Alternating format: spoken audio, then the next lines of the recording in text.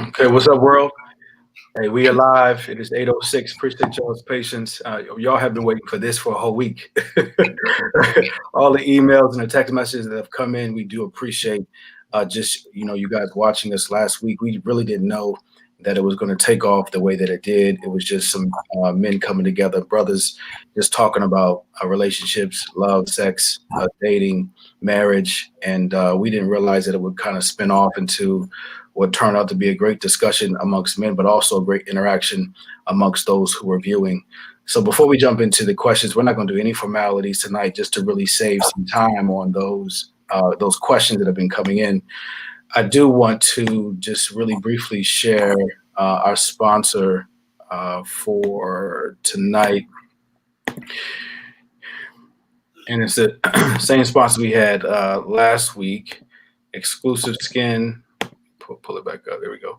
Exclusive Skin, Nicola Davis out of Upper Marlboro, Maryland, who makes these amazing whipped body butters. As I mentioned last week, I have 5 different ones at my house, and you can use any scent that you want.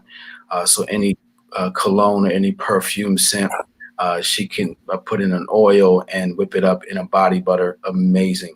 And if you use the code tonight, OVIA, which stands for Our Village in Action, you will receive 10% off on your order.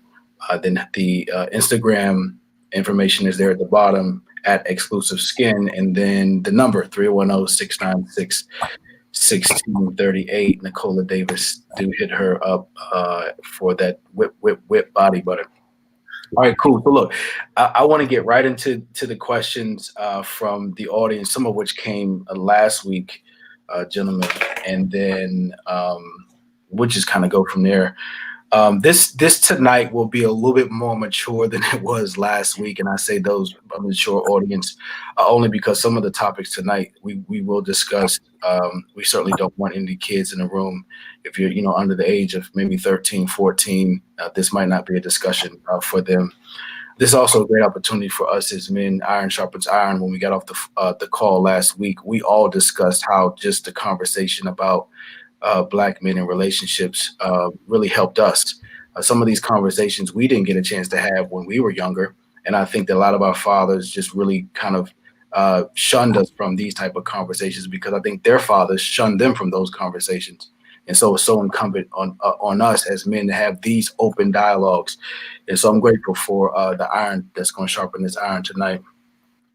Many times in our community, specifically as men, we tend to ask questions when it's too late. I don't know about y'all on the call, but when we get into a bind, that's when we realize we probably should have asked the questions beforehand. Largely due to our pride, I think we don't ask some questions. And secondly, if a positive model of what we desire in our lives is not existent, then we're forced to rely on our own experiences or those around us. And when it comes to love and relationships, that is an area that has challenged us the most as men. So tonight, we're going to talk with Black men who aren't afraid to talk about the good, the bad, and the ugly of their relationships in an effort to help guide those who are on their relationship journey. I want to just pull a question from the audience that came last week. I want to open it up with this. Men dating who know that they are emotionally unavailable, right? Let's talk about that for a minute. We touched on last week how we tend to hide our emotions from relationships. One, because we haven't been taught to be vulnerable and open up in relationships. But two, we hide because maybe we haven't seen a man show his emotions in a relationship. So we want to answer this question. And the young lady sent me this question about men being unavailable, entering into relationships knowing that they're unavailable emotionally, and how that may affect the future of the relationship. Let's talk about that for a minute. Let's dive into that. Emotionally unavailable men. Just hearing the question, Jason, if I could take my first stab at it. It doesn't make sense. You can't be in a relationship if you're emotionally unavailable. So you may be under the impression that you're in a relationship. You may have heard something that you wanted to hear, but you're not in a relationship if one party or both parties aren't emotionally available, right? So that's how I look at it. My experience when I was in the streets, I was very straightforward that, in my engagements with women that, I was emotionally unavailable, that we weren't in a relationship, but that I was seeing other women, and I was very straightforward in that. So I think it's more so getting clarity in what exactly you're engaging in. But just hearing that, it just doesn't make sense. Like, you're not in a relationship if someone's emotionally unavailable. Mm. Mm-hmm. Mm-hmm. That's the first thing that comes to mind for me. Mm-hmm. I honestly, I would even argue, you're not in a relationship, you're just in relation. I think it's at that point, you're not, I think you can't be emotionally unavailable. You have some emotion, whether that's masked, whether that's, oblivious, or whether it's even your emotion, you're lying. I think it's more so relation. You're trying to numb anything but, physical. And that point is not a relationship. I think it's more so, relation. I think you should, reevaluate that, reevaluate whether it's worth it. I think, creating a safe space to where you can share emotion, and go back and forth, it makes it a little bit more of a relationship. Mm-hmm. Mm-hmm.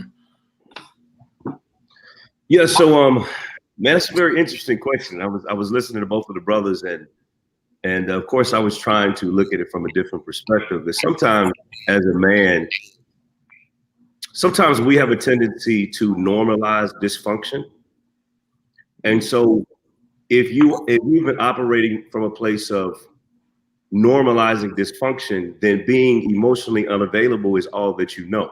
Mm-hmm. And so you enter into these relationships because you haven't been taught, or maybe you've been scarred in the past from whether it was a childhood trauma or your first relationship, and you find yourself emotionally scarred. And anytime something is scarred, I heard when I first got on the call, I guess we were talking about work. You learn how to play the game.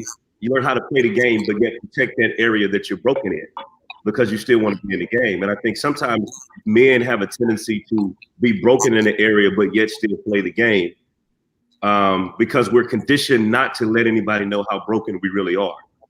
And so I'm emotionally unavailable, and that's all I've ever known to be. And to become emotionally available is dysfunctional to me, if that makes sense what I'm saying. So I think that sometimes that's all we know when we come into a relationship, saying, hey, I was scarred before.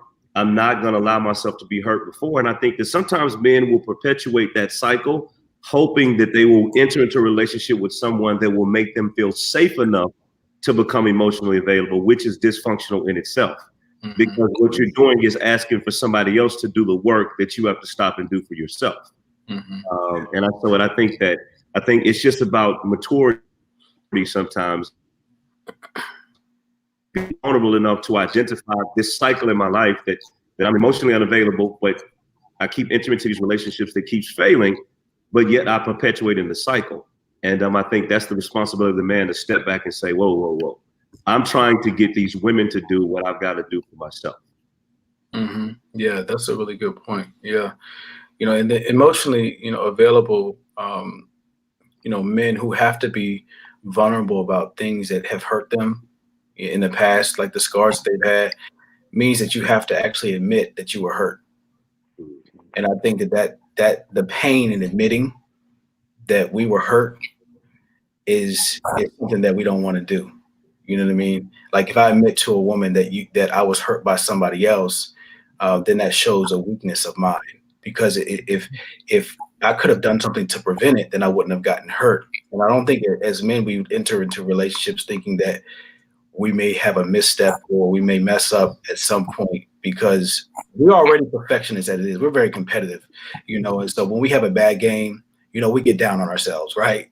And it's the same with relationships. Like, if we don't see the red flags, if we don't see the signs, right, and we get hurt, then it shows that maybe we're weak. But in reality, it doesn't show that we're weak. It actually, we're stronger because of things that we go through. So, yeah, I totally agree. I think being emotionally available for a relationship, probably most men are. because we're dealing with scars from the past. And to Corey's point, we're still grappling with who we are as men. And so rather than try to figure that out, we'll put the onus on a woman. You figure this out for us. That's real. Right. That's real. Or if she doesn't do for us what we have maybe not even communicated that we need her to do, we utilize that as an excuse to move on to the next one. Yeah. Yeah, that's a good point, Corey. And you know what?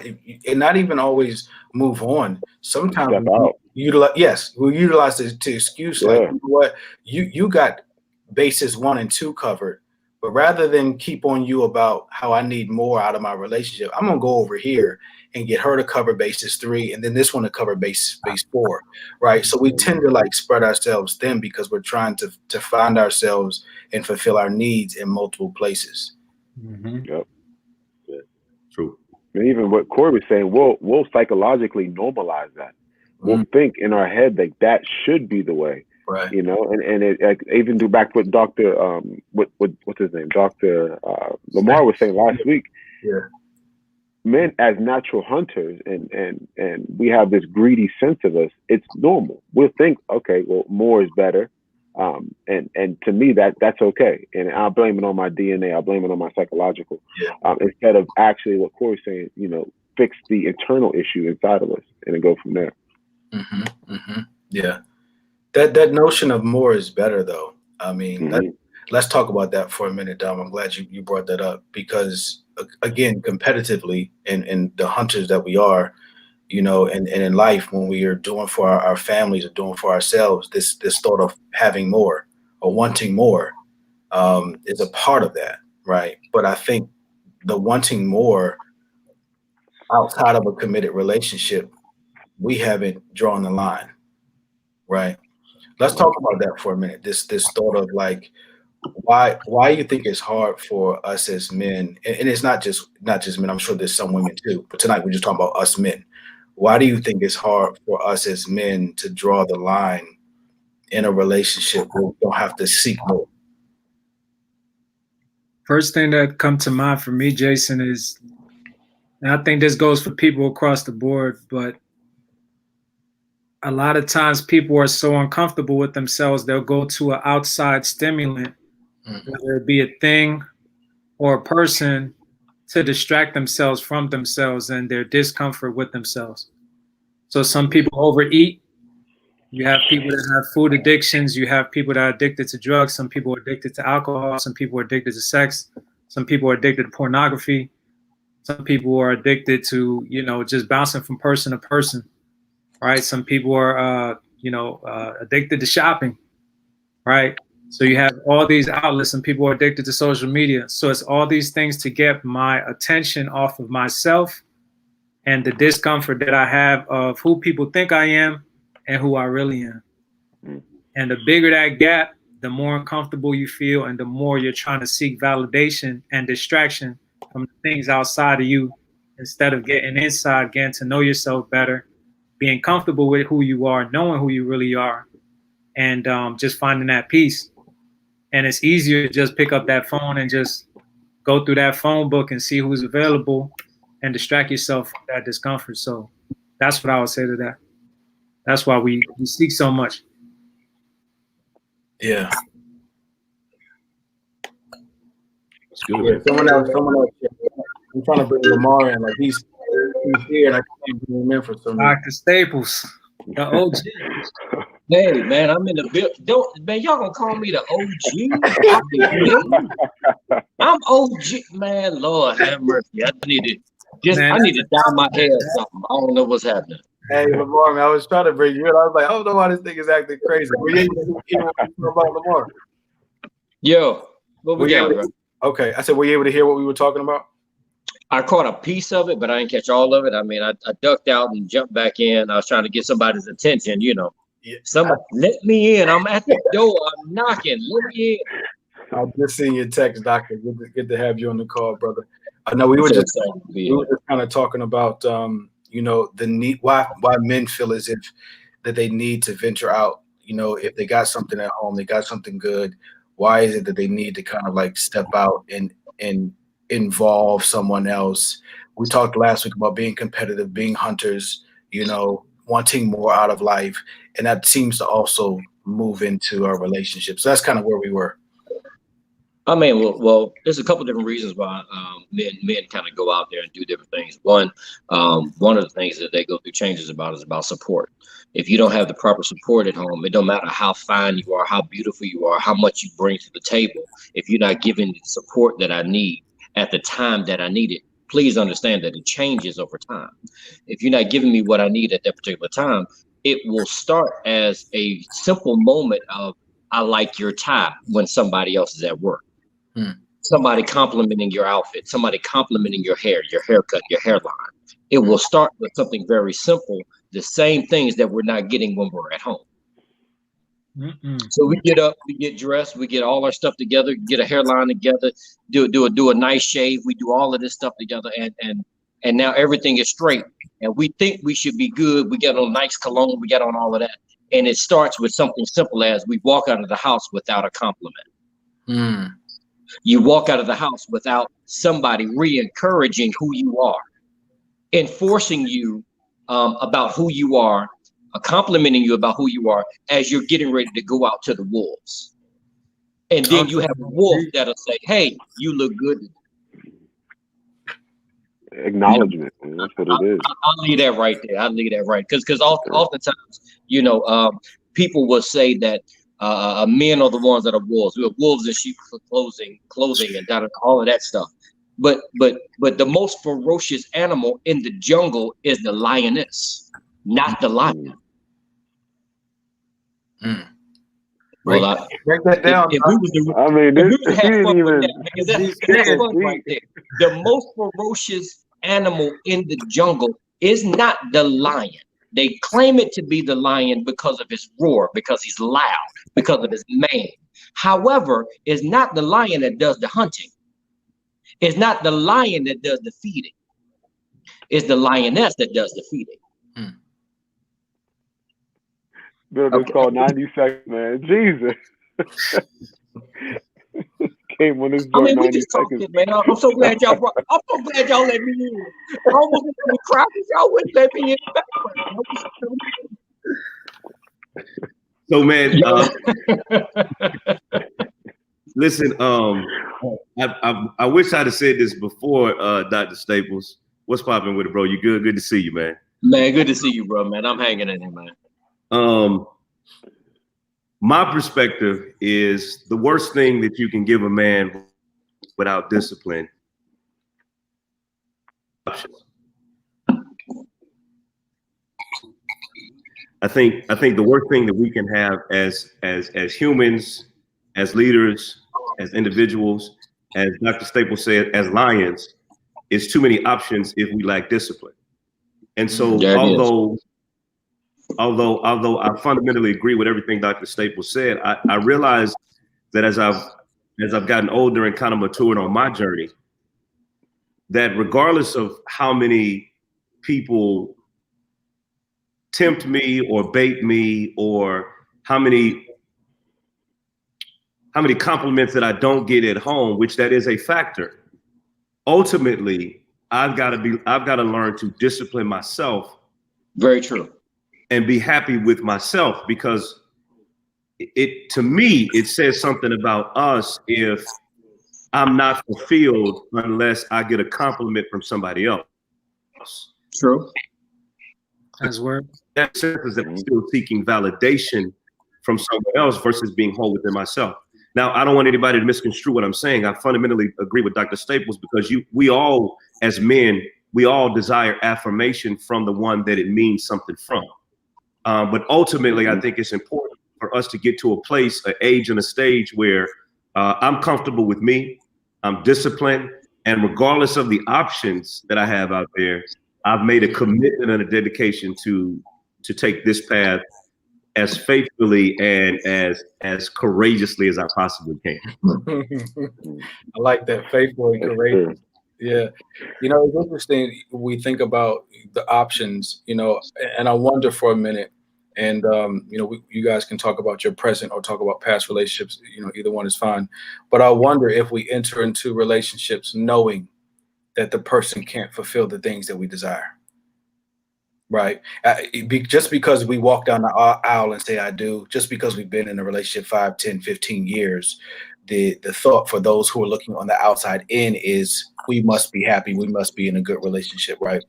But do we as men sometimes enter relationships knowing that this person doesn't necessarily fulfill the things that we need?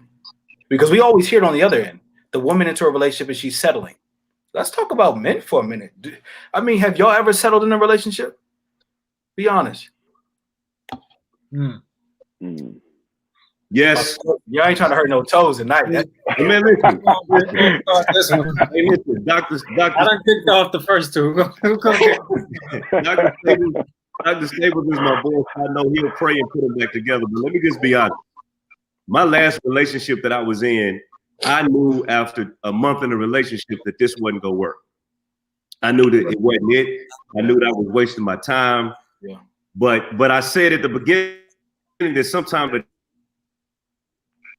to normalize dysfunction. And so I found myself staying in a relationship, although in the back of my mind, I knew this wasn't going to work. And ultimately I ended up wasting 2.5, almost 3 years of my life. She got hurt, I got hurt. And really, like you said, on the other side of the relationship, I can remember specifically a date and time, February of 2018, where I looked and I said, this ain't gonna work. That's recent. Oh, wow. I remember having a conversation with her and saying that the shoe does not fit. And we stayed in the relationship anyway. And ultimately, we wasted 2.5 more years. Man. Yeah. That's crazy. Yeah, and I agree with you. I'm waiting for somebody else to comment before I jump I will, in. Mark, because I know you always don't want to feel like, you know, you put on blast. But here, no, I agree with Corey, man. I have, and God is my witness, and if women are watching tonight that I've dated in the past, they know I have been the one to say this relationship, I think you're getting more out of it than I am. I've said that, and not because that the person wasn't valuable, not because they didn't bring a lot to the table, because all of them did.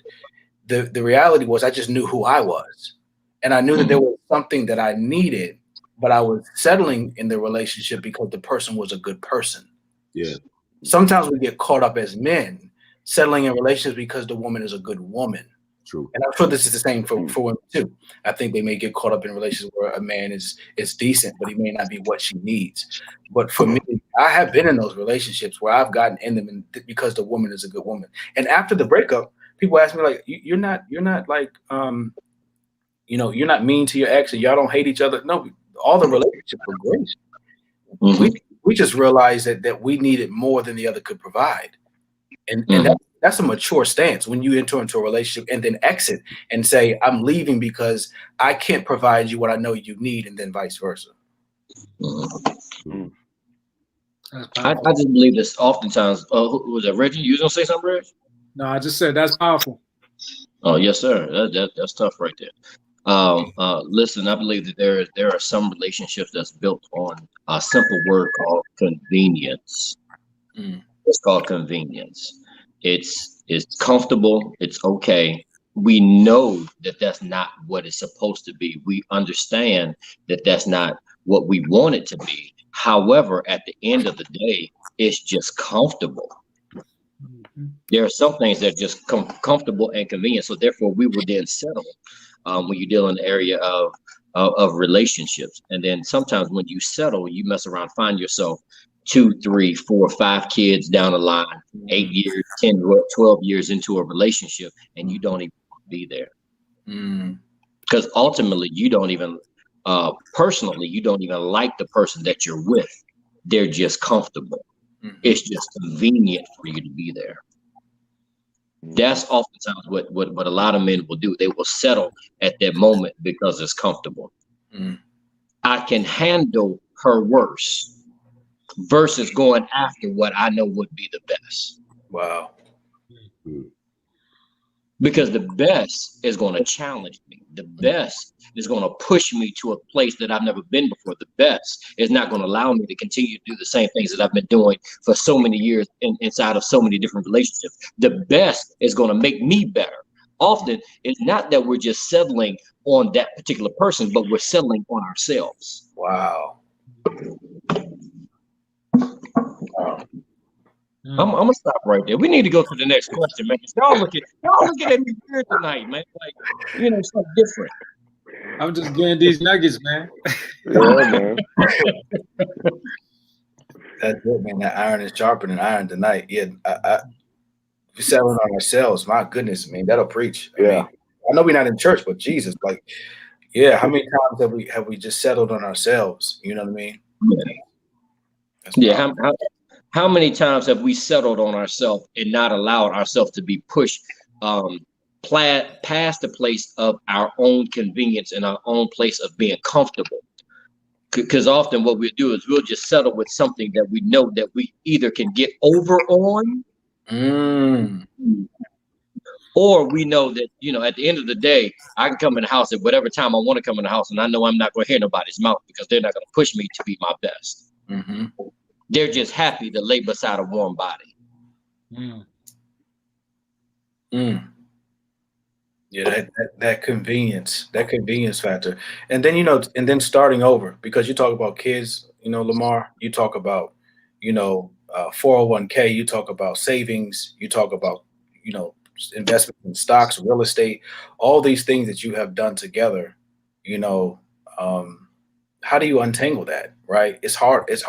And I don't know. My grandfather, used to say that when he was growing up, people used to say to him, "It's cheaper to keep her." And who knows what that saying, today means, if it means the exact same thing. But I do find that, people who've been in long-term relationships, I've watched their kids age, and once their kids get to 18, 19, 20, leave the house and go on to college or go into work, the couple is trying to figure out who they are. Mm-hmm. Mm-hmm. They spend so much time raising the kid. That whole thing about it's cheaper to keep her. And I've heard many of older gentlemen that has been married for 30 and 40 and 50 years. They would always say it's cheaper to keep her. And one of the questions that oftentimes that you would ask is, how did you make it this far? And when you ask that question, how did you make it this far? Most men that I've talked to that's been there for a good period of time will simply say, I said yes. Yes, ma'am. Okay. Whatever you want. Not meaning that they were happy in the situation, but they knew how to make them happy by giving them whatever they wanted. I know I'm not going to get a whole lot of amens. I know I'm not going to get a whole lot of people saying, that's right, that's right, that's right. I know I'm not going to get that. But that's what a lot of guys would say that I've even asked at the end of the table, or sitting at the porch, been married 40 years. Yeah, give her what she wants. It don't matter about your happiness. Mm-hmm. It don't matter about who you are.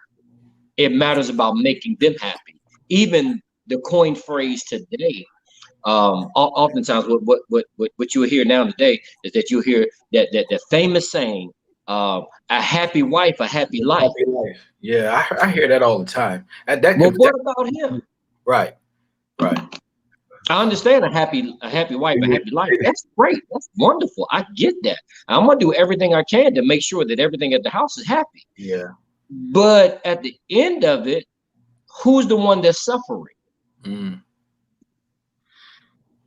Since we're having a real men's talk tonight, who's the one that's suffering? Yeah. Who's the one that's making all the sacrifices? Who's the one that's trying to make the happy wife versus what happens to her trying to make him happy?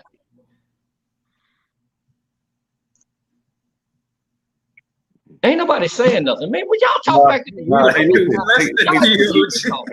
say, listen, man. I have no problem talking. I was just listening to what you're saying, and part of my pause in talking is I have to be measured in what I say.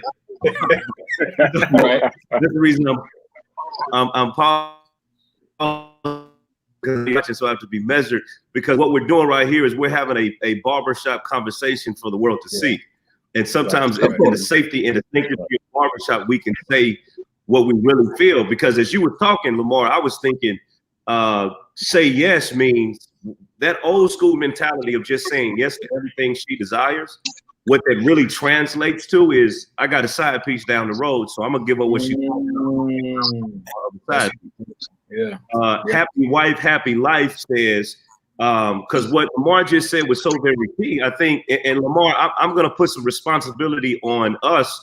And when I say us, I'm speaking of the entity of the church, because instituted this mindset. They have over preached the scripture. He that find a wife findeth a good thing and obtain favor.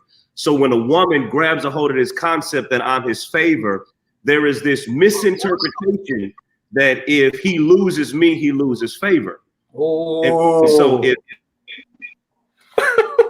if he's not doing what I like or how I like it, then I'm just keeping it a buck. I told you I was trying to be measured.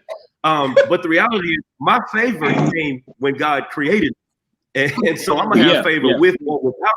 So what we have to do is we have to stop teaching this imbalanced perspective in the church to our community, because I think it is imperative for both of us to be happy, for both of us to do what it takes to make each other happy and feel fulfilled. You are a gift and I am a gift, and the reality is we are a gift together. And once we get a hold of that concept, it is that relationship that eliminates the side woman or the side man. But if you ever feel like I'm gonna marry you and my whole life is gonna be about fulfilling your happiness while I suffer, please understand that I'm not really suffering. I'm just leading you to believe that I'm suffering. I'm being fulfilled somewhere else. That's man, listen, Corey is absolutely murdering the game tonight, and I'm trying my best to hold my composure, because my whole life is starting to change now, because Corey is giving me some information that's absolutely mind blowing. But to go to all of that stuff that Corey just said, and he is absolutely correct in everything that he's saying. Oftentimes when men find as they say, a good thing or a good wife, because it says a good thing or a good wife, he finds a good thing. So if you find a good thing, do you really know what a good thing is, and do they know who they are? That's the other side of it. Do they really know who they are, and do they really know the responsibilities that they absolutely have? If you go over to Proverbs 31, when we start talking about a virtuous woman, then we got to look at the concept of what is her responsibility. Her responsibility is to take care of the household. Her responsibility is take care of all the, as they say in the Bible, servants. Make sure all of the servants, all of the children, everybody is dressed. Everybody is, and she was making all of the clothing, doing all of these things and taking care of all of the finances at the same time. Do she really know who she is and what her responsibility and her role is, and is not to be that princess that's sitting over in the back corner, on a throne with her crown on? No, her responsibility is to go to work to make sure stuff happens. If they know who they are, then you find a good thing. You find what does that look like in the 21st century, Lamar? Because certainly that was an Old Testament, text. So how does that look today? Because we certainly are in a world where many women are, the breadwinners. They're the ones who own homes. They're the ones who have assets. And sometimes men are coming into those relationships without a home, without no assets, right? So how does that look in the 21st century? Well, you look at it twofold. Twofold is, one, make sure you can match whatever he brings to the table. If you can match what you can bring to the table, don't just come to sit at my table, bring your own table. Mm-hmm. Then that way we can put stuff together and have a bigger table. That's my concept about that. Make sure my credit score match your credit score. Mm-hmm. Don't have my credit score all the way down and your credit score all the way up, and we can't even get a house together because my credit score is so poor and so crazy. That calls on a bigger responsibility for the men. When men step up to the plate and men do what they're supposed to do, then we have our own things all the way together. Once we have our stuff together, then with nowadays what you see now, as you said, was women having houses, women having this, having that, simply because what Corey said earlier, they are more disciplined than what we are. Mm-hmm. So if they are more disciplined than what we are, that means we have to elevate our discipline to make sure that we are financially stable to handle everything that we need to handle. And nowadays, a virtuous woman bring something to the table and not depending on what just he has. Mm-hmm. Mm-hmm. So let's, Yes, I mean, y'all hit on, hit on scripture too. And I want to kind of stay in that vein just for a second. I want to go into some other questions after. But Dom and Reggie, I want to know y'all's take on, what does it mean to be unequally yoked, right? So we're talking about, again, these scriptures that were out well before our time, well before our parents' time, and so what does that mean to y'all? What does it mean to be unequally yoked? I think for me, it's just being on the same page. It's key to ask each other questions. You have to know what you want. There's a lot of times when you talk to people and about what they want in life, and they can't tell you what they want. They could only tell you what they don't want. I don't want to be broke. I don't want to be lonely. I don't want to feel disrespected. I don't want to be out of shape. I don't want to be unhappy. But they can't tell you exactly what it is that they want. So I think the first thing is knowing what you want, and being on the same page with what you want, right? So to me, that's the interpretation of equally yoked is like, if I want children, does she want children? You have some women that they don't want to work after they have children. Is he on the same page with like, okay, being able to take on the financial load and allowing his wife to work from home, or do they want to have a two income household? You know what I'm saying? How do they want to raise the children, religious beliefs, lifestyle, just being on the same page. I think there's so many times when people don't ask the right questions until it's too late, or don't ask those questions at all. And you're not on the same page, and it causes a lot of tension down the line. So that's why I would say is just being on the same page. Mm-hmm. Mm-hmm. That's good. Yeah, for sure. I definitely agree. You kind of piggyback what Reggie's saying. I think having the same intention too. Even if you are starting at two different points in your lives, and maybe she's more successful, maybe you are, but having the same intention, I think honestly makes you meet at the same point. And a lot of times in a relationship, we always think it's me versus her, or it's her versus me. It's us versus the problem. Knowing that both being on the same page, like Reggie was saying, is equally yoked, in my opinion. I think we do misconstrue relationships a lot of the time, and we think that it is supposed to be, give, take, and it's just a give and take. You got to do both at the same time in order to be on the same page and have the same intention. Mm-hmm. Mm-hmm. Mm-hmm. Okay. Well, y'all theologians, Corey and Lamar. No. Corey got this one because I know he gonna deal with the spiritual aspect, and he's gonna be very politically correct. I'm the road guy. I told you, Jay, I'm gonna be the road. That's right. You did that. Let me tell you why this is so crazy, man. Because normally, Staples, I'm the road guy. Normally, I'm the guy that's ruffling feathers. And so I'm trying to be measured because I want Jason to invite me back, and I don't want to face. So the people that follow me know I ain't got 0 cents. But when you start talking about equally yoked, Jason asked a very poignant, because when you talk about that scripture you were speaking on earlier, Staples, about the roles and the responsibility of the Proverbs 31 woman. Well, the reality is over time that has to be redefined. And so when you're talking about being equally yoked, the first thing I seen was 2 oxen that with a yoke on them.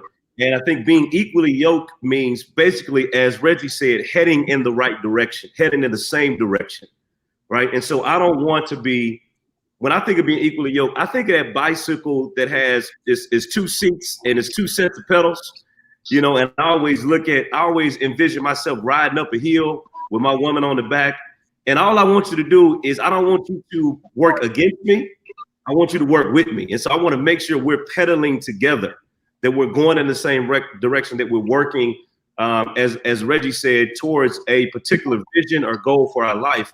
And I think that is significant and that's important. And you have to determine what equally yoked looks like to you. Because sometimes you can meet somebody at a different phase or different stage of their journey. And just because they are not where you desire for them to be now, doesn't mean they won't be there in 3 or 4 years. Doesn't mean you're not able to help them get there because you may be able to help them get there in one area while they're yet helping you get there in another area. And I think that is the epitome of being equally yoked. That's just my humble opinion. Go ahead, Dr. Smith. Don't be just throwing it at me, man. Like I got all the answers. You ain't gonna do that to me tonight, though. But I totally agree with everything that you're saying. I mean, I believe there's something that we have to come together, and you have to be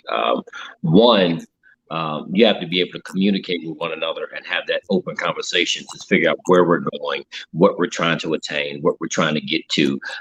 But biblical sense of unequally yoked kind of dealt with the aspect of those in different religions. Can two in different religions connect?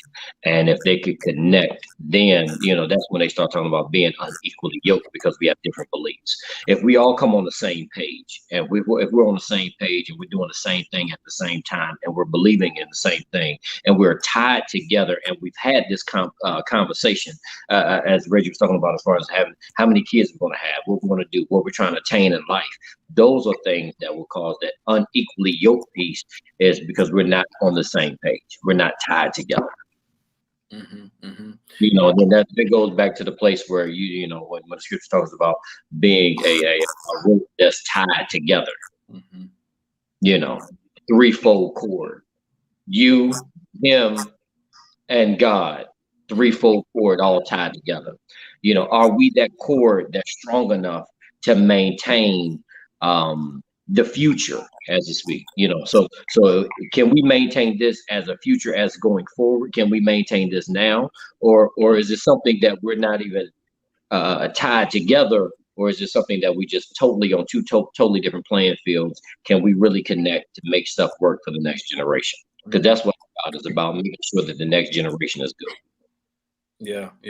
And I had a tough time just with that scripture for a long time, just the interpretation, the unequally yoked, because you're right, Lamar, it was just really focusing on religion.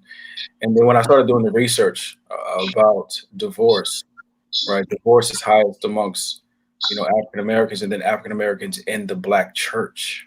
Yeah. Right. So if divorce is so high, and the cord that binds us of this being equally yoked is religion, then where are we going wrong? Have we not also begin to talk about intertwining the other things that equally yoked, is defined by? Because I'm telling you, these preachers, man, they'll just say, hey, be of the same religion, as if that solves all the problems. But if the Black church is experiencing the highest level of divorce, it got to be more than just religion. Or is it something in religion that we're not doing properly? I mean, Jason, there's not as much brothers in church anymore, though. So when I think of guidance coming from men, right, and advice and insight and experience and wisdom, I want to get that from a man who has the experiences that I'm getting into, right? So if we're talking about a church perspective, there's not as many brothers in church. There's not as many brothers that are seeking leadership in that realm. There's a lot of brothers that are getting into church and then for some reason stepping away. I can't answer the why, but that's one thing that I know for sure. There's not a lot as many brothers connected to the church arena. You know what I'm saying? So a lot of times I knew straight out of college, I knew I was going to be on my wild boy shit. But I knew at some point I was going to slow myself down. And I used to tell myself, I need to know who are the men around me that I can ask, what do I need to do for the next stage of my life? And I've had a very hard time identifying those men. I had a very hard time. So where did I have to go? I had to go to books, to brothers that I did not know, which became my mentors, so I'm grateful. But I could not find immediate men within my vicinity, right, to get a lot of the answers that I was seeking. You know what I mean? So that's what I think. Mentorship is so key. Lamar, you remember, man, there were times you and I would just jump in a truck, man, and leave DC and drive to Baltimore just so that we could have a lunch or a dinner conversation and be able to be open and not feel like we had paparazzi, watching us. Right. And so you're absolutely right. Like how many spaces can we actually, one, be ourselves, and then two, get wise counsel, because it's really hard to find. Well, you have a lot of social issues that's dealing in the area of Black man and church. You have a couple different dynamics in that particular area because you have more women that is in church than there are men. One of the things that happens is that men are not so emotional. We are logical. Women oftentimes are more emotional than they are logical. So with that being said, inside of most African American and Black churches, you have a lot of emotionality. And since you have a lot of come on, Corey, don't be looking at the fireplace. You have a lot of emotionality in church, and you don't have more biblical knowledge that's going forth. So you have people that will play on emotions and not give you sound word. Yeah, they'll give you what they believe that's about to come. Oftentimes, most Black churches are in a place where we will highlight those things of the promises of God, but we never highlight those things of the because we have this whole grace and mercy piece that we play on all day long. We play on grace and mercy. God will give us grace. God will give us mercy, but we never talk about the things that God will actually do to people who do not follow his word. There is a hell that's not popular in Black church. You don't talk about hell in most Black churches. So therefore, most men won't connect to emotionality. They won't connect to the high part of it. God is going to do this, and God is going to do this, and God is going to do that. What we connect to is what's real. And what's real is there is a heaven, there is a hell, and the line between that is called discipline. And we will connect with more discipline before we will connect with more grace and more mercy. OG. Yeah. I mean, we just talking. I mean, no. I want to hear what Corey over there got a whole crazy thing going on right now. He looking at the fireplace. He looking behind him. He shaking his head. Hey, Corey already said he was like, "Look, man, we having barbershop conversations, on the World Wide Web, which is different, right?" And I think it's just a great opportunity, for us to have these type of like in your face, engaged conversations. When I look tonight, just to see our reach, like between the five of us.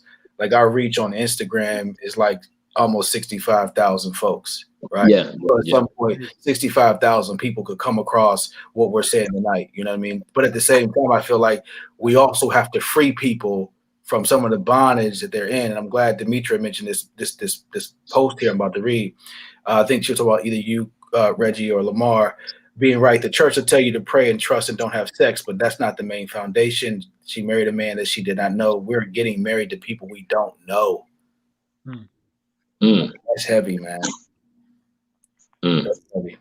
Yeah, and I believe that's absolutely right. We will pray, and then we will tell people, you have found your soulmate, and or the age-old piece when you talk about soul ties, and you kind of play with all of that stuff all day long. And you're absolutely right. One of the things that happens in relationships is that people are getting connected. People are getting married to people that they don't even know who they are. We are living in an age and a time when people are, classically getting married online. I met you online. Yeah. Are you serious? Man, right now, like literally right now, there's about 10 to 15 different names that people have taken my likeness and put on Instagram and on Facebook and on TikTok and on all these other with a Twitter. They put all of my likeness on all of these places. It is not me, but they think that is me. So therefore, they having a whole relationship with somebody who they think that's me until they find out that it's not me. Then literally like 2 days ago, I had a young lady send me a text message on my Instagram telling me, well, you know what? I've been talking to this person for 2 years because I thought it was you. Oh my God. Wow. I don't even know the name of the person. Wow. That's crazy, bro. It is absolutely crazy. They went onto my Instagram, stole a picture, then put it on Facebook, and therefore they got a whole profile of me on there, catfishing who I am. I mean, I think that's what that is, catfishing who I am. And since they did that, now they've developed this whole thing with someone else, and it's not even me. So oftentimes what happens is we get connected by the initial line. We get connected by the initial line. That initial big fish story, and then the big fish story will bring people in. And now since I caught you, now I can give you anything. That's good. Yeah, we got about we're gonna go 30 minutes longer than we normally do because there's some really juicy questions that I want to end with. But I want Corey, I want you to answer the question before we shift to the next group of questions. Laverne asks, is the responsibility of the church to ensure you know your potential spouse? I think that's a really, really good question. Thanks for posting that, Laverne.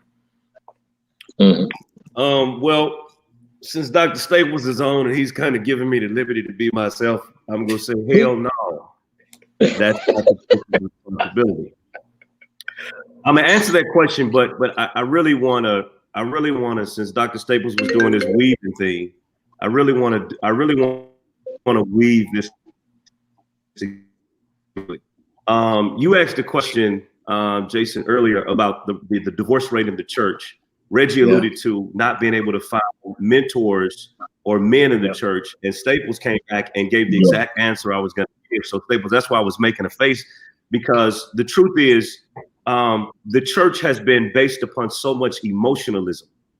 And I think men, real men anyway, are not attracted to emotionalism and sensationalism. Give me truth, give me principle, don't give me false hope, just tell me the real deal. And that's not to exclude faith, that's not to exclude miracles, but the reality is I'm not going to follow somebody that has this false perspective or false narrative that they give of perfection, because we all have sinned and fallen short of the glory of the Lord. I think that's one issue. The second issue is, man, that whole divorce rate, I've been speaking on that for years, and it will, if you want to piss somebody off in the church, you start talking about how 78% of black folks that claim they know Jesus end up in divorce, juxtaposed to white atheists who don't have a God that they believe, but their divorce rate is much lower. You'll really start to piss people off on that, right? Because the reality is success in relationship is not about spirituality, but it's about practicality. All right. Your attitude is bad. You don't need Jesus to help you fix your attitude. You just need to make a decision, right? You arrogant. You don't need Jesus to make you humble. You just need to humble yourself. You know, you talking loud, lower your voice. You being mean, be nice. It ain't spiritual. It's practical. Mm-hmm. But what has happened, going back to what Lamar said, the African-American community has spiritualized so much stuff that we don't even understand. Some things are just practical. Some things we don't need the Holy Ghost to come down and rain fire. We just need to change our attitude. Mm-hmm. We just need to be honest and say, I like having multiple women, you know, whatever the situation may be. And so, no, I don't think it is the responsibility of the church. I think we have put too much responsibility on the church because we don't want to carry that burden ourselves, right? You need to get to know your spouse. You need to make a decision on what works for you and what doesn't work, because ultimately when you lay down, you laying down with him or her and not the church. Rem, you talking, Rem? Yeah. That's good, man. That's good. Rem, you talking. I love it. I love it. Yeah. So ultimately, that's what I think. You know, I think that of course, I am a representative of the church. I love the church. I love the kingdom. But I'm also understanding, Dr. Staples, that it was sometimes where Jesus could have been very spiritual, but yet he chose to be practical. Yeah. It was times where Dean knows who he was, and he said, "This is not the time." And what we got to understand is that sometimes it is not the time to be deep and spiritual. Sometimes it's the time just to be practical. and say, we need counseling. And every time we go to counseling, it ain't got to be a Christian counselor, because sometimes that Christian counselor. Go ahead. Go ahead. I'm with you. I'm listening to you. No, I was just saying, I don't even believe every time a married couple goes to counseling, it's got to be a Christian counselor, because some of the best counselors I had were atheists, right? Because the Christian counselor is going to take this Bible and every standard that they utilize as a biblical standard, that their interpretation or their revelation of this truth may be outdated. It may be an outdated perspective. And so I need somebody that has transitioned, that is living in this dispensation, to help me with my relationship in 2020. Yeah. Man, y'all saying so much good stuff, man. The comments is coming in crazy. Hey, I may not get invited to preach nowhere, Lamar. It's your fault. You amped me up. They may not invite me to preach no more, but you did that, Lamar. Oh, I'm gonna get you to come to the temple. I promise you that much right there.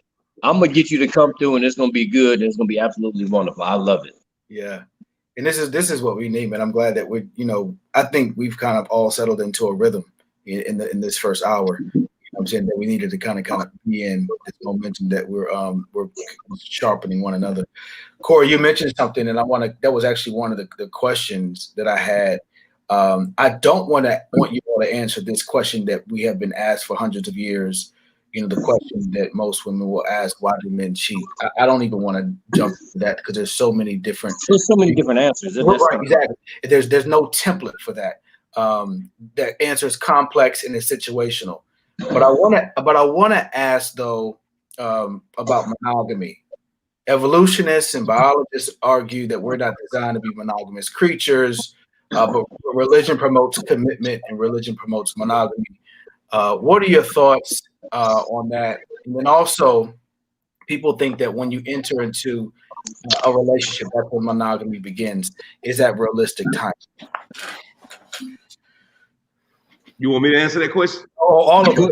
No, because I'm waiting on Corey. We're going to jump off the deep. You know what I mean? Because I think that we have kind of been on eggshells when it comes to discussing, again, why men desire, more than one. But I want to talk about just what evolutionists and biologists have argued for years, because we don't want to talk about that in the church either, right? We don't. So let's talk about this thought of, are we monogamous creatures? And not just men, but we in general, men and women, are we monogamous creatures? Is that something that we've had to develop discipline for, right? And provide parameters for and create boundaries for, because it actually goes against our natural design. Let's just talk about that for a minute. Your thoughts on that? My thoughts is, I'm sorry, texting my driver. My thoughts is no, absolutely not. I think you said something, Jason, that is very key.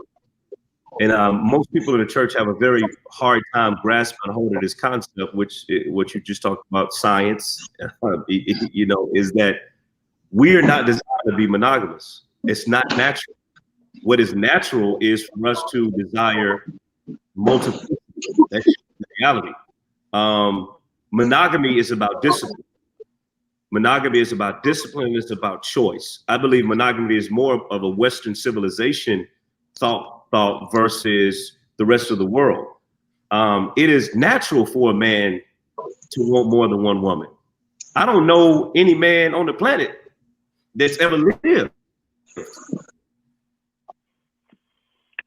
Yeah. Just facts.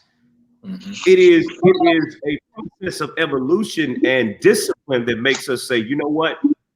I'm going to love and give my all to that one woman. Mm-hmm. It is not something that we're born with. It is something that I think we grow into. That may not be popular, and some women may not like to hear that, but I'm just telling you the truth. The truth is, every man on this planet at some point in his life has desired to have multiple women and probably has had multiple women. But it's about discipline. It's about making a decision that this is the direction that I want to take my life. And so I just think I'll put it there until Staples sparks something else. Yeah, well, before you jump in, Robert Lee just made a comment. I want to mention, it looks like it's stats that I'm not sure where he pulled it from. Over 800 years, less than 3% of the world's population practices polygamy. Less than 1% of the world's population female practice polyandry. Yeah, I wasn't so much talking about the practice of, Robert. The question really was the desire of, right? And how we've had to create and we had to create boundaries because we have these desires. And I think what Corey was hitting on was not who's practicing, it's really who has this desire. And I agree, it's the discipline that we have to create for ourselves. Just like people who are disciplined, and Dom, this. I mean, Dom, I watch your Instagram stories. I mean, you're in the gym every day. You are working on your craft. You're working on your temple. You're working on your body. You have a discipline. So your affinity for discipline comes a lot more natural than someone's affinity who eats fast food every day. There's a lack of discipline there, right? Mm-hmm. So what I hear Corey saying is it is the discipline that allows us as men to kind of move away or shy away from the desire to do that. As creating because can you hear me, Doc? Let me say this. I don't want to over scripturalize this session, but there's a scripture that says, "When I would do good, evil is always present." Evil. And so to me, I can extrapolate some truth from that, is that there is always opportunity for me to fail. So if I want to succeed, the reason that I'm able to run multiple businesses and do some of the things that I do in the community is because if I don't have discipline, then I won't be able to get it done, because I've lived a life for years that lacked discipline. And not Tommy Tenney, John C. Maxwell has a book, and it's titled "Talent is Never Enough." Mm-hmm. Yeah. Right? And so in this particular book, what it's simply suggesting is you can be talented, but if you want to be great, you've got to have discipline, structure, and a foundation. And so this is a newfound me. Just to be very clear, Dr. J, because I have boundaries or this discipline, and my life wasn't as fruitful as it's becoming right now, because I have to be disciplined. Understand, when Dr. Staples first came on, and I not necessarily rebutted, but I went behind him and I said, any man that doesn't have discipline, the worst thing he can have is options. I'm speaking from a living experience that if I don't discipline myself, these options gonna take me out onto the yonder. That's right. Because, like Dr. Staples said, I was trying to be nice, but sometimes these lionesses, they don't understand no. And so if you have a small kink in your armor, if you have a small piece of undisciplinedness, you find yourself on the other side having to repent for something that you don't even know how you got yourself into. Yeah. Selah. I love the pause after each, because we're all sitting there like, yeah. You're absolutely correct. It takes discipline. If you don't have discipline, you will be completely eaten alive. On all sides, you'll be completely eaten alive. I mean, if we want to go biblically, I mean, there's one scripture over in, if I'm not mistaken, over the 1 Corinthians or so. It talks about being in a place of temptation and sexual immorality. And each man should have his own wife, and each wife should have her own husband. I mean, if you look at that, but then that right there takes a level of maturity. It takes a level of maturity. Everybody got to be mature in the situation, not only the husband, but yet the wife as well. Everybody has to be mature, because oftentimes we look at sexual immorality in a place where men fail at. But oftentimes there's more women that fail than men, but men get caught more than women do. You better speak, sir. I'm gonna just throw that out there. Men get caught more than women do, because men are sloppy, and I'll say that men are sloppy. Women are very strategic in their operations. Yep. So therefore, oftentimes it happens. It's a whole thing, because I've been in a lot of different counseling sessions where it has been on both sides, and often she found out about him, but he never found out about her. Yeah. So it kind of goes both ways. But then, you know, you have to put yourself in a position to where you are absolutely mature and where you're going, and not just playing this, as we would call it, the blame game, when it should be a level of maturity that will handle all of it. Mm-hmm. Yeah. Hey, Miss Elaine. Yeah, you're right. That is so true. And I love what Laverne just said. Like, the cleanup woman is always present. I mean, my goodness, women are very strategic, and it's so interesting that when, you know, a man is caught, you know, Lamar, you mentioned in the counseling sessions, a man is caught, you know, because he's sloppy, but a woman does not want to own up to some of her indiscretions, and many times those indiscretions, you know, she'll go to the grave with. You know, they'll never find those out. You know, so strategic. I love it. I love it. Hey, Right. listen, Dr. J, which if you go back full circle to the very first thing you talked about, here is the truth. Sometimes if a man has been cheated on by a woman, Yeah. if she's been hurt, because they're very crafty at what they do, Yeah. then a man being cheated on by a woman who won't admit it and will take it to the grave will sometimes produce that emotionally unavailable man that we talked about in the beginning. That's so true. What? Man, you're talking good, sir. That's so true. That will create that emotionally unavailable man. See, because when a man get cheated, a woman want to know every detail. Was it good? Did you lick it? Did you stick it? Every detail. They want to know it. Hey, I'm over here. I'm in the hallelujah corner right They now. want to know it all. But the truth is, come on, man. But the truth is, when they get caught, they want to be very minimal on what they say. Because oftentimes this and this go hurt, man. This go hurt, but this what I learned. Oftentimes women play close. Pull a Band-Aid off, brother. Listen, oftentimes what I discovered is women play close to home. Ooh.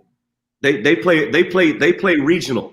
A lot of times what we have a tendency to do, we go out to play, but a woman will play regional. It's in close proximity most of the time. And so they're not gonna tell you everything because they feel like it'll destroy you. Now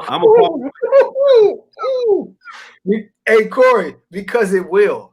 Because it will destroy us. Details will kill us. Absolutely.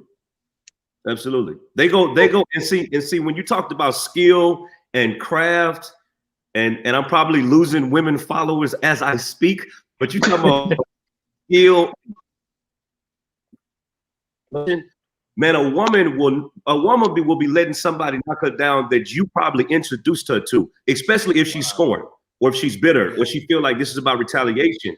She's not gonna find somebody that if you find out it ain't gonna bother you. She gonna find somebody that when you discover who it is, it's gonna cut you to your core. Let the choir church, amen. Amen. Listen, oftentimes what women know, and that what we can't handle is that we can't really handle the truth. If we really begin to get the information from them and they really give us the truth, we will end up doing something to ourselves and everybody that is around us, because we can't handle the truth that is being given by what she's trying to tell us, all because she was hurt in the first place. Absolutely. Absolutely, that's true. That's true. Yeah. Corey, you're so right about being emotionally an experience can make you emotionally unavailable. I just remember a college experience, man, where I was so emotionally available, probably the first 20 years of my life, until that one experience, right? That one hurt, that one pain that, you know, closed me down. Now I'm emotionally unavailable. And so you operate in that dysfunction because that's the only way you can function. Like, no, real talk. Like, I remember like missing class for a week. I remember not even having an appetite to eat, right? And it's the men that were around me that were saying, hold on, you got to get back on your feet.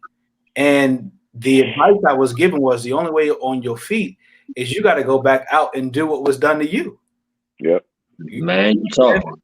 Yeah, and so my balm, we talk about the balm in Gilead, right? My balm became the ability to remain emotionally unavailable. That was the only way that I knew how to heal. You know, and so then when you wonder why men get into relationships who are emotionally unavailable, women don't stop to think for a minute. Maybe he experienced a pain that caused him to be this way. It was rough. Yeah. Look, we got 15. Listen, We got listen. 15 minutes, and Man. the people are still coming on, man. I mean, Hey, this is so they're going good. away. It's crazy right now. This is crazy. Yeah. I So love look, I'm gonna drop this in because we have just kept it all real tonight, and I didn't get to this last week. We touched on it very briefly, and I got a lot of text messages about, am I going to ask this question? And I'm absolutely going to ask it. So, the mature audience that I talked about earlier, 14, 15-year-old, you probably want to not tune in. We waited to the last 15 minutes to really give it to you raw. But all of you probably have heard Cardi B's new song, right? Oh Lord Jesus, we doing that. Okay. Yeah. What's the name of the song, Jason? So the initials WAP, or Wet Ass Pussy, that's her new song, right? So she says in part of the lyrics, this is what she says. I said, certified freak 7 days a week, wet ass pussy make that pull-out game weak. Now look, here's the question. This is a real question. Popular opinion is, the better the sex, as Cardi B is talking about the WAP, the higher the likelihood that a man will stay in a relationship. Gentlemen, is there a correlation? That's Come on. No, I won't. No, hold on. Time out. Dom, please go first.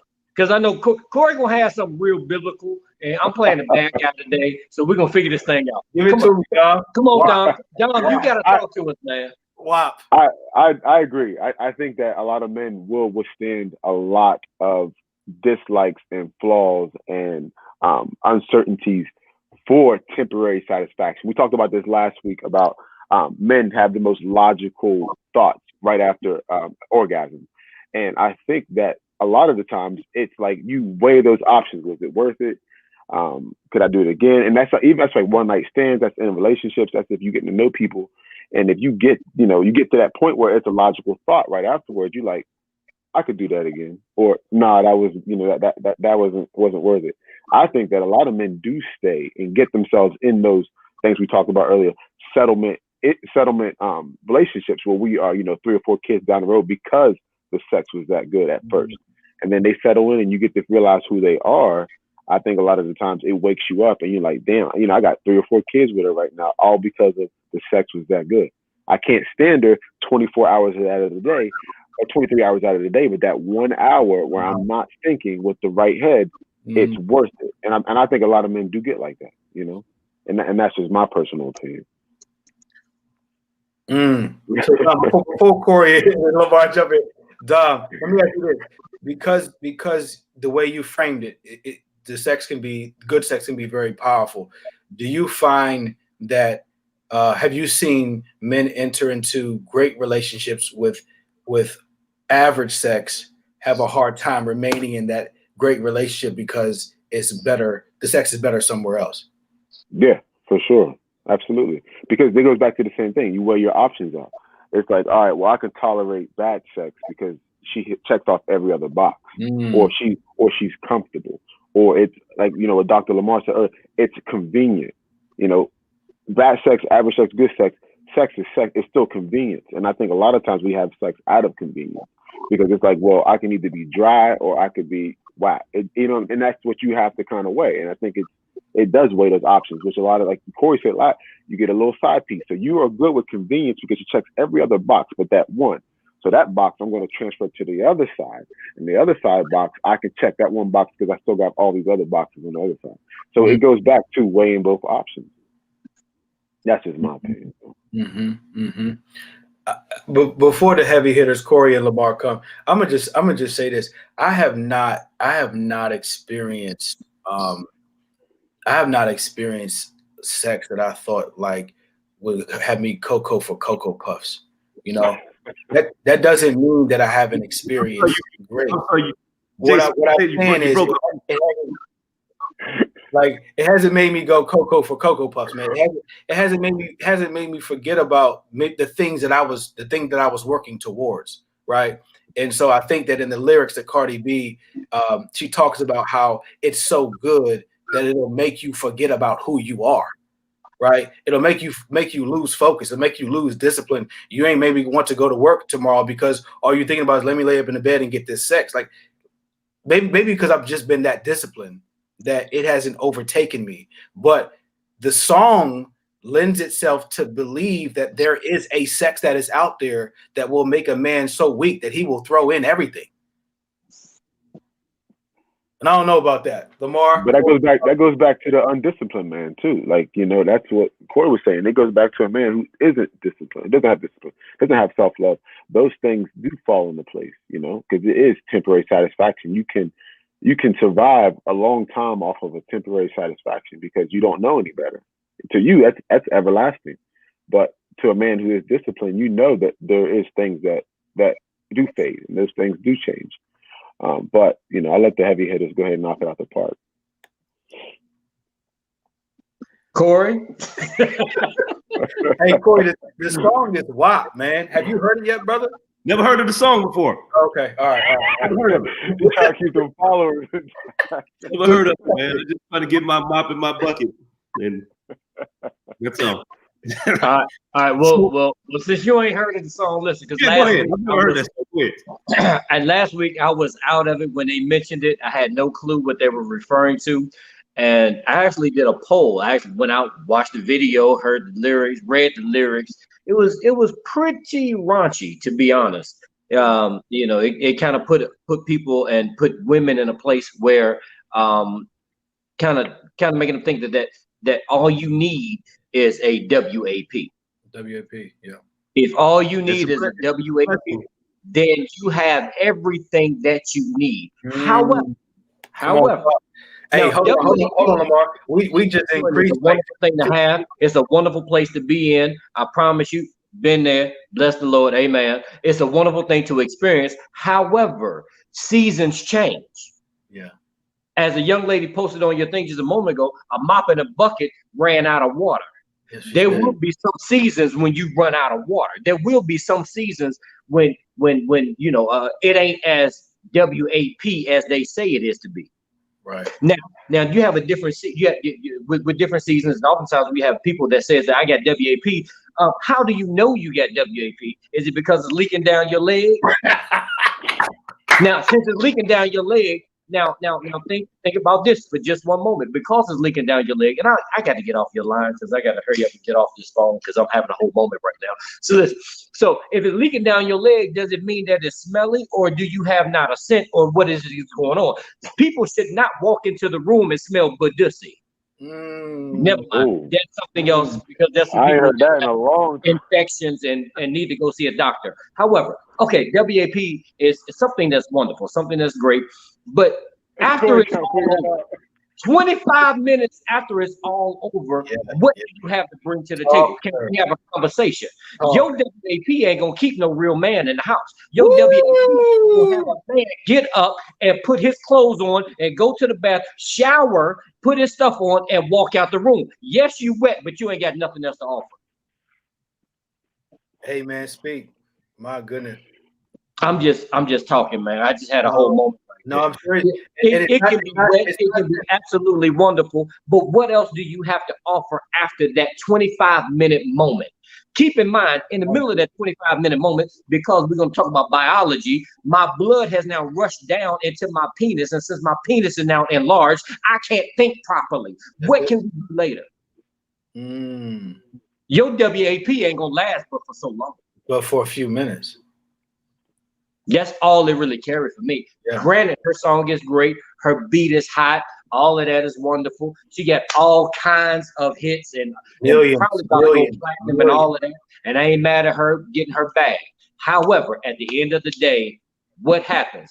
Is your WAP too wide that I can't feel nothing? Yeah, we don't Is talk your about that. WAP too slippery that I can't stay in?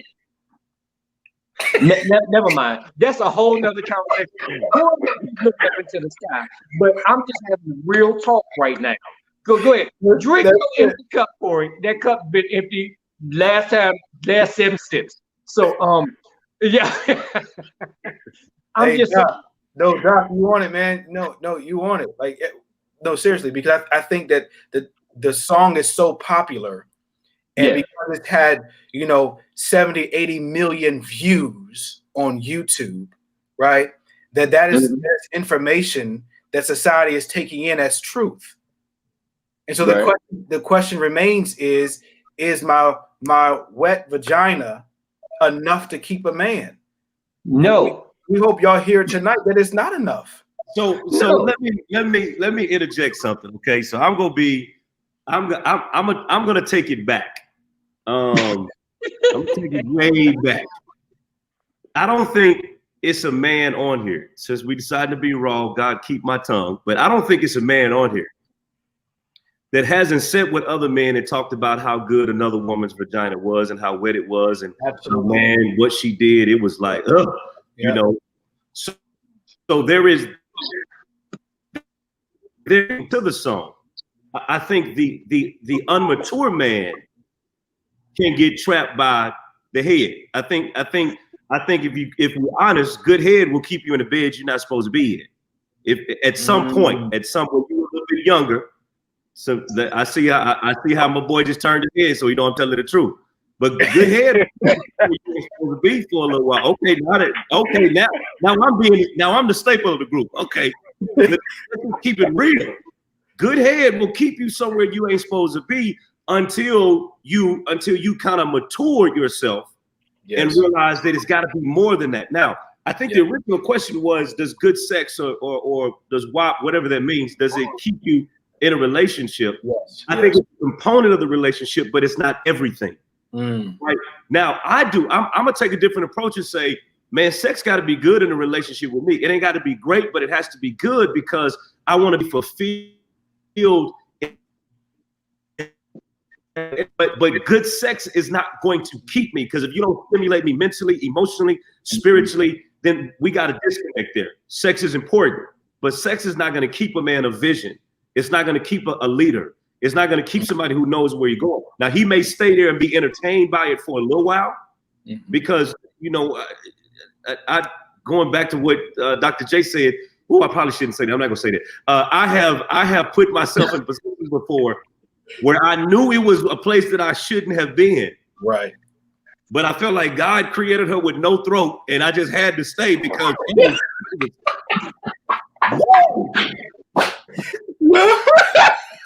This is the barbershop. Hey, man. You raw, man. I'm serious. Hey, listen. This is y'all getting the up close, front row seat. Corey Hughes, Lamar Staples, you know, Nixon, Reggie Abreu, Jason, we're bringing it to you live. I mean, it don't get no realer than this. Wow. No, that's serious. Yeah. I ain't never heard that. There are those moments. But you made reference to something, Corey. I want to go back to really quickly, and I just want to understand what you were referring to. You said it doesn't have to be great, but it has to be good. Now, let me challenge you there, my brother, just for a minute, because you talked about being a visionary, you know, being disciplined, having drive, having ambition, you know, and having, you know, a course of reaction and being able to detour and pivot if you need to. Right. So because of those things, brother, that's why it has to be great for me. And Dr. J, I like that. And so thank you for challenging me on that. Because I think what I was trying to do was be nice to some people that are in relationships where the sex is not great. Well, it has to be.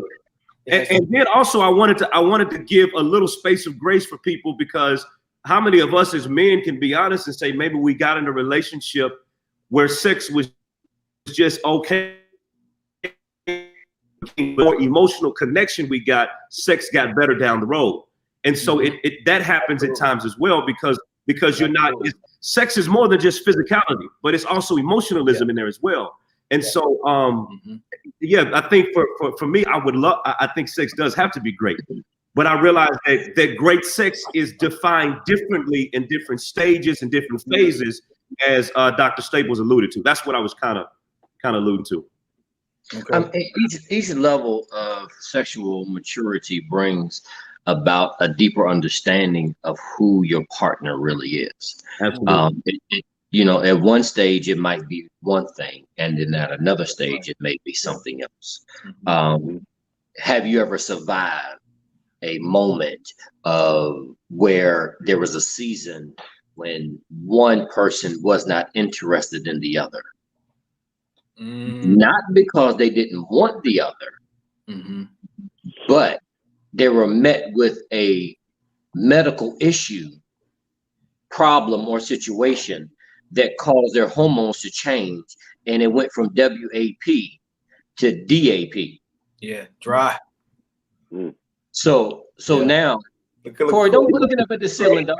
Listen, it went from one season to another season. Now, are we mature enough to have this conversation to where I can stay when it's dry, or do I have to look for another because they are going through a medical and or emotional situation to where now is not what it used to be? They had a medical problem, they had a medical issue, never know what it could be, and now it's not the same. Same way with men. There will come a season where we need to go grab a bottle to make stuff the same way it used to be when we were in our 20s. Yeah. Now, we can say what we want to say right now. I'm gonna be rock forever. However, there is a season that will come where we need to go down here and see the doc, and the doc gonna give us the bottle, and the bottle gonna give us the help that we need to do the things that we have to do to still satisfy those who have not even started going through the transition. And if they have started going through the transition meaning menopause, if those who are kind of looking at some stuff, trying to talk to me about some stuff. So listen, if when you start going through that season, there are some seasons where women will go through changes when they say, hey, I don't want it, and now I want it every day, 4 times, 5 times, 6 times a day. Can you stand literally during those moments and during those seasons, and now you're 40, 45, 50, 57? Can you still satisfy them the way that they satisfied you in your early years? It comes a level of maturity. Can I handle the down season? That's right. Just because it was wet in one season don't mean it's going to be wet all my life. That's good. That's good. Dr. Staples. And to let somebody know, but I know you about to jump on. I know you about to kill me for it. But there's one moment in life where you can kind of where I've heard a bunch of times, WAP ain't gonna keep nobody. People think that WAP will keep somebody. WAP don't keep nobody. It's just temporary. Can you stand through the temporary moment to make it a lasting relationship in the long run when you get past the things that life brings on? Because life will bring about changes.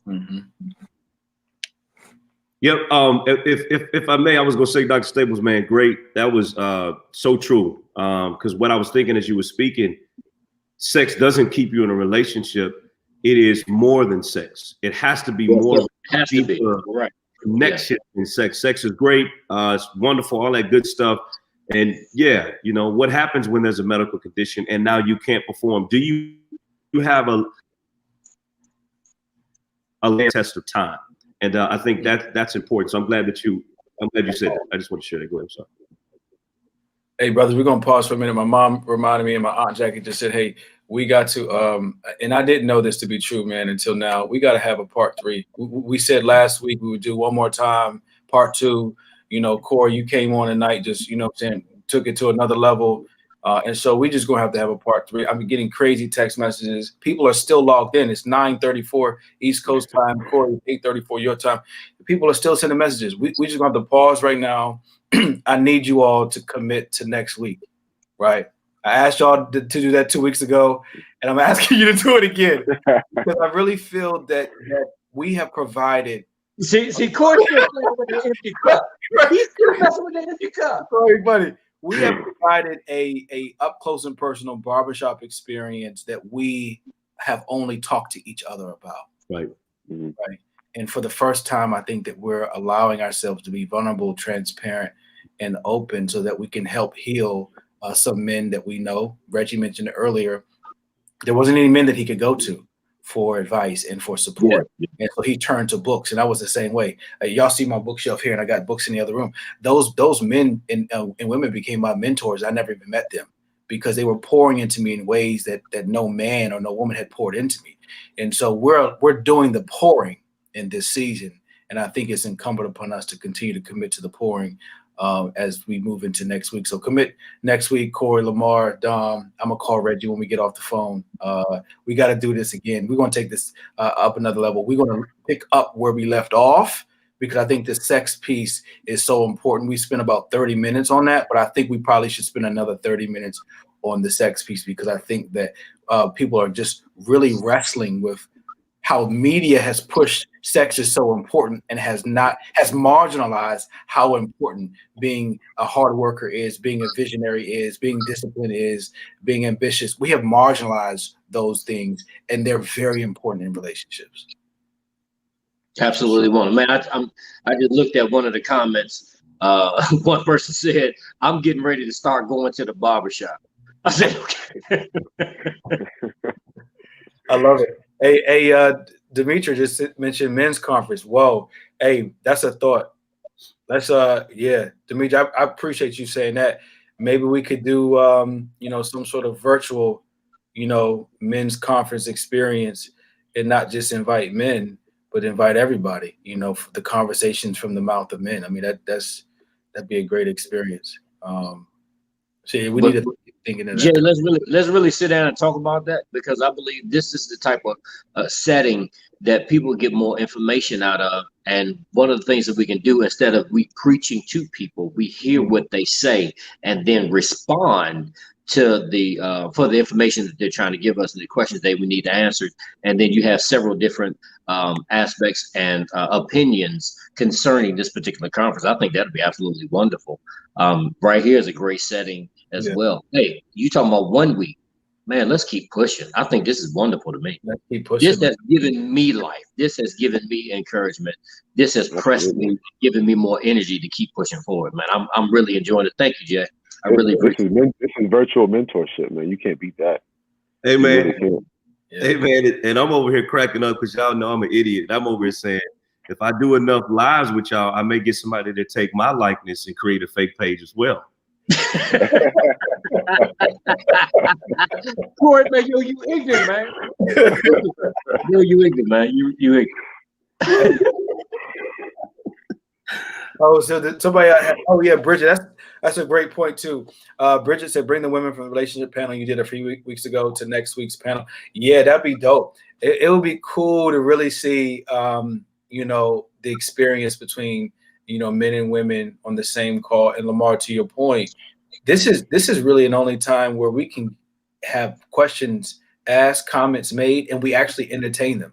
When we go to conferences, especially church conferences, people in the audience don't have a chance to talk, right? Yeah, right. So this is an opportunity for us to really pause, parenthetically between conversations and say, hey, let's address this point. Right. You're absolutely right. You're absolutely right. I think this is a great platform and a great opportunity for people to be able to share their real thoughts, and we can actually respond to their thoughts and play with it from that way. I think that's a great thing. I mean, give them biblical insight, educational insight, and then straight spiritual insight as well. I believe that's a great connection. And once we get Corey to stop drinking out this empty cup, I think we're gonna be Corey ran out. Hey, Corey, I mean, we went 90 minutes tonight. We have never gone 90 minutes in, and I tell you, the conversation. But listen, man, the audience have not dropped off. I know. It's actually gained the steam. Yeah. And it's crazy because that's just this platform. Like, we have 2 other platforms. We're on YouTube Live. We're on another Facebook Live. We're on our Village in Action website live. Like, we're on so many different places. What I want y'all to do next week, though, when we go live, is to share the link on your pages. We want folks to have some watch parties, man. Let's go for it. Let's go for it. Watch parties with this, because you're right, Lamar. The numbers haven't dropped at all, man. They've increased. Yeah, they have. They've increased. I believe that's something that I believe that the people want to hear. Not only men, as far as mentorship, but women, and the as you would call it, the fly on the wall syndrome. I want to hear what real men are really saying concerning different topics and different situations. Yeah. Corey, I was just chatting with the guys last week. We had about 1,500 views in the first 3 days of that video airing, and I think this one right here, man, we about to be in 2 bands, 3 bands, easily. The conversation's been great. So look, put it on your calendars. Layla just made a comment. You missed it, but it definitely was. Yeah, Layla, look, you can hit replay right after this, and you can watch it all week long for 90 minutes. You know, the men tonight just dropped a lot of nuggets and jewels, and so I'm sure it'll bless your life. And then Layla, tune in next week. Thank you for tuning in tonight. And all of you who are with us these last couple of weeks, we appreciate it. Join us next week. This same time, we'll start 8 p.m. Eastern Standard Time, 7 p.m. Central. Lamar, I don't know where you was at tonight, brother. We was waiting on you, man. Oh man, dog, playing, mess around with dad, make sure he's good. Okay. So I got responsibilities, man. So I had to make sure he was up there. I told the brothers before you came on, I said Lamar is that cat where he'll show up when the game starts. He don't need to stretch. Coach put me in the game, and he'll hit 3 threes in like a minute and a half. That's Lamar. No, seriously. Yeah. You don't need to stretch. And then I'm gonna bust my shoes out, and I'm gonna say you got to carry the rest of the game. I don't know if you remember the time my whole shoe bust out and I had to sit down. You played in a lot of leagues, man. In a lot of leagues. Yeah. Donnie Lee, man, good to see you, brother. Donnie Lee just said to you, Lamar, take care of Bishop. Bishop is always in our thoughts and prayers, man. Of course. Always, man. Great father, great man of God. Yes, sir. I'm just connected, man. Sometimes it's just great to be connected. The thing is, when you're a son and you're connected, when you start wondering why things in your life, start to go from bad to good, it's because your connection. It's just great to be connected. Yes, sir. Yes, sir. It's all about your connections. It's all about who your loyalties lie. Mm-hmm. And I'm gonna throw this out there, and I'm gonna let Corey handle this one. I'm gonna let Corey do the benediction tonight. And then Jay can kind of wrap it up. But I'm gonna say this: there's a whole lot of people who claim to have a sonship and or fathership over others and have not earned the responsibility or have not earned the place to be in. So therefore, they are actually bastard children claiming someone else. Okay, so Lamar dropped the mic because that was heavy. Now, Corey, do the benediction so we can get out of here. See y'all next week. Now, listen, if you invite Corey next week, I'm coming with my mask on because it's social distancing. Say, man. Well, I love it. I can't do it no more. Corey's crowding. Say, man, this dude, man. Hey, I love Bishop Staples, man. Love, that's my guy, man. But yeah, man, I enjoyed it. I don't really have a benediction. I just want to say, man, thank you for inviting me. Hopefully somebody that watched this, man, caught something that will help change their perspective, help edify them, help see the man that they're loving in a different perspective, in a different light, give them a little bit more grace and mercy and a space to grow or a space just to be themselves. See y'all next week. All right, see y'all next week. Y'all take care. Bless us. All right. Let's do it, Jay. Let's get it done. Love you, boy.